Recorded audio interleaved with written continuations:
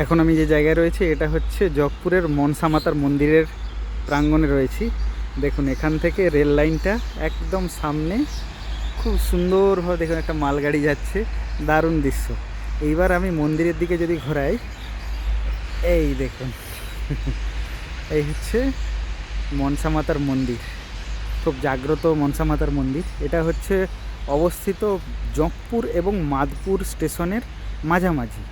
এটা জগপুর আর মাদপুর হচ্ছে খড়গপুর, হাওড়া থেকে খড়গপুর লাইনে, খড়গপুর মেদিনীপুর লাইনে খড়গপুরের দুটো স্টপেজ আগে যে জগপুর স্টেশন আছে, একটা স্টেশন আগে জগপুর স্টেশন, সেই জগপুর স্টেশনের কাছাকাছি এই মন্দিরটা। মন্দিরের এই সামনের অংশটা এইরকম খুব সুন্দর, আগে এরকম ছিল না, এখন একদম সুন্দর এইভাবে মানে পৌরাণিক কিছু দৃশ্য দিয়ে এরকম এটা তৈরি করা হয়েছে মন্দিরের চারদিকটা। কিন্তু এখানের একটা নিয়ম রয়েছে, ওপরে কিন্তু ঠাকুর যেখানে থাকে সেখানে কিন্তু সেট করা যায় না। সেই জন্য দেখুন এইখানে এই মন্দিরের এটা প্রবেশদ্বার, যে কোনো সময় ঢুকতে পারেন। মঙ্গলবার এবং শনিবার এখানে পুজো হয়, যে কোনো সময় আপনি পুজো, আর পুজো নিজেরাই দিতে হয়। দেখুন ওখানে একজন ভদ্রলোক পুজো দিচ্ছেন, ওভাবে নিজেই পুজো দিতে পারেন, কোনো অসুবিধা নেই। সারাদিনের যে কোনো সময়, সকালের দিকে ভিড়টা বেশি হয়।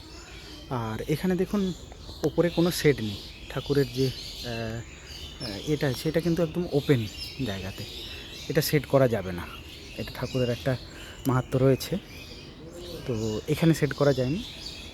বাকি সমস্ত ফ্যাসিলিটি এখানে রয়েছে, যেমন যারা পুজো দিতে আসবে তাদের যেসব দোকানদানি এসব খুব রয়েছে। এদিকে পুরো দোকান নেই এখন, বিকেলবেলা, আমরা এখন 5:30টার সময় আছি, সেই জন্য এখন এগুলো বন্ধ।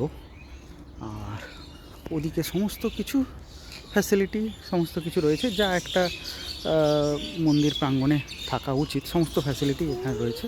এবং এই জায়গাটা এত সুন্দর একটা নিরিবিলি জায়গা, যেটা এখানে বিকেলবেলা যদি আসেন, মানে এই দেখুন সামনের ট্রেন লাইন, বাচ্চাদেরকে নিয়ে এলে এখানটা খুব ভালো লাগবে। আর এখানে গরমেও ভালো লাগবে, কারণ এখানে বড় বড় বট গাছ রয়েছে, বট গাছের ছাওয়াতে বসে অনেকক্ষণ টাইম, এখানে বসার জায়গা আছে, টাইম স্পেন্ড করা যায়। আমরাও সেই উদ্দেশ্যেই এসেছি। তো